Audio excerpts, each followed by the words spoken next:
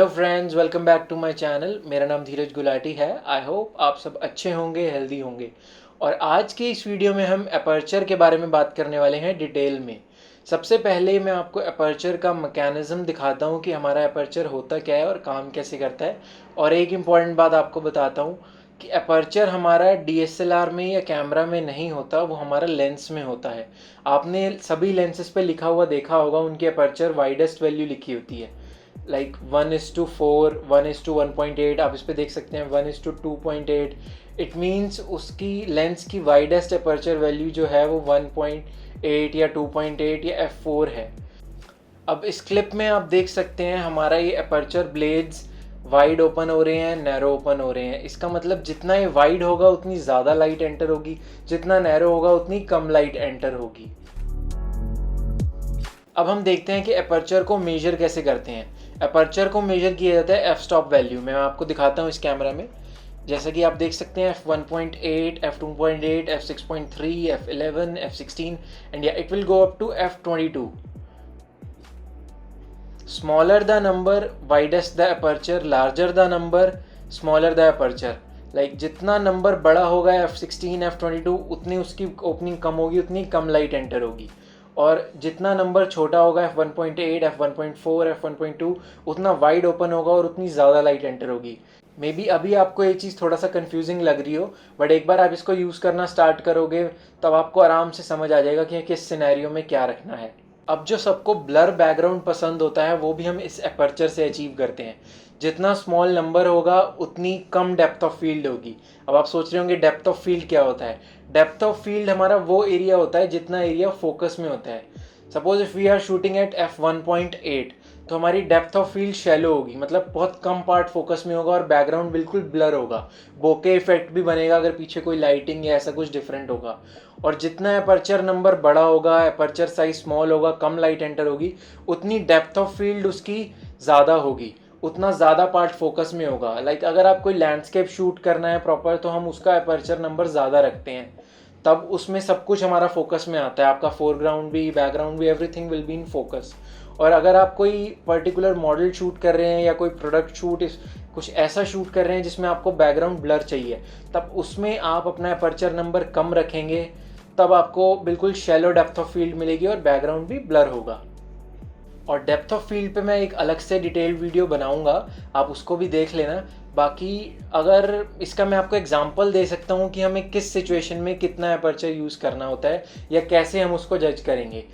If you are shooting at event और if you are shooting a model और a particular single person portrait shoot कर रहे हो आप, तो उसमें आप अपना अपर्चर नंबर कम रखोगे, f2.2, f1.8, f1.4।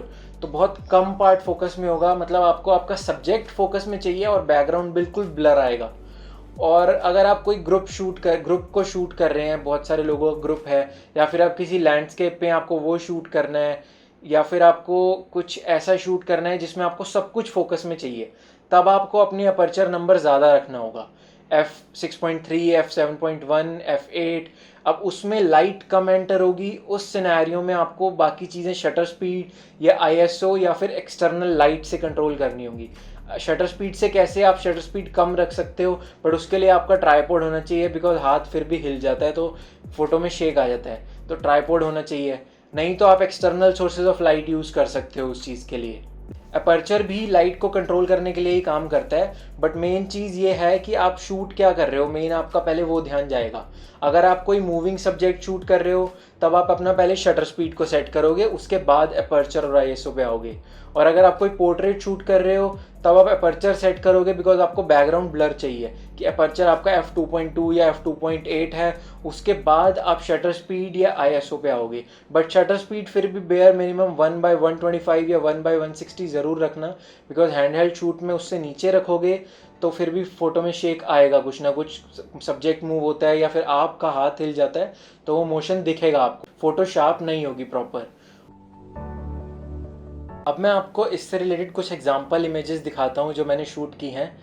इस इमेज में आप देख सकते हैं, इस पिक्चर में हमने अपर्चर रखा है f1.8, तो हमारा सिर्फ ये सब्जेक्ट फोकस में है, बाकी बैकग्राउंड बिल्कुल ही ब्लर है, कुछ नहीं दिख रहा। और इस सेकंड इमेज में यही सेम में मैंने अपर्चर रखा है f4। इसमें आपको देख सकते हैं बैकग्राउंड वाली चीज़ें फिर भी थोड़ी सी विजिबल हैं, ब्लर हैं, बट इतनी नहीं कंपैरेटिवली। और यही अगर मैं अपर्चर और बढ़ा देता हूँ, f11 पे आता हूँ, तो आप देख सकते हैं ऑलमोस्ट सब कुछ ही विजिबल है, सब कुछ ही फोकस में दिख रहा है हमें। तो यही डिफरेंस था, हमारी डेप्थ ऑफ फील्ड बढ़ती जा रही है। बट फिर भी डेप्थ ऑफ फील्ड के लिए मैं एक अलग से डिटेल्ड वीडियो बनाऊंगा, उसको भी ज़रूर देखना, तभी आपको ये चीज़ें अच्छे से क्लियर होंगी। आई होप मैंने आपको जितना समझाया होगा वो आपको समझ में आया है। और लास्ट टाइम भी मैंने बोला था कि कैमरा उठाइए, प्रैक्टिस करना स्टार्ट कीजिए। कुछ पिक्चर्स में मुझे टैग भी किया है, मैंने उसमें रिव्यूज़ दिए हैं अपने। अभी भी आप मेरे को टैग कर सकते हैं, हैशटैग यूज़ कर सकते हैं। मैं अपना इंस्टा हैंडल डाल दूंगा, स्क्रीन पे देख सकते हैं आप, डिस्क्रिप्शन में भी डाल दूंगा। आप इंस्टा पे मेरे साथ कनेक्ट हो सकते हैं, वहाँ पे मेरे को टैग कर सकते हैं अपनी इमेजेस जो भी आप ट्राई कर रहे हैं। और कोई भी आपकी क्वेरी हो अपर्चर से रिलेटेड या कोई भी क्वेश्चन हो, आप नीचे कमेंट सेक्शन में कमेंट करके मुझसे पूछ सकते हैं। मैं अपनी पूरी कोशिश करूँगा कि आपकी सारी क्वेरीज़ या सारे डाउट्स क्लियर कर सकूँ। और आप मेरे को इंस्टाग्राम पे भी डीएम कर सकते हैं, मैं वहाँ पे भी जवाब देने की कोशिश पूरी करूँगा। अब मैं फिर से आपको वही चीज़ बोलूँगा कि जल्दी से अपना कैमरा उठाइए और ट्राई कीजिए डिफरेंट अपर्चर और शटर स्पीड की सेटिंग से कि आपका क्या रिजल्ट आता है। जो चीज़ आपके माइंड में है वो चीज़ आप अचीव कर पा रहे हो या नहीं। और कोई भी डाउट हो तो यू कैन सिंपली कमेंट, जैसा कि मैंने आपको बताया।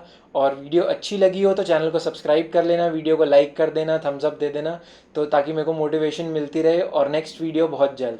Till then see you guys, keep clicking, keep smiling.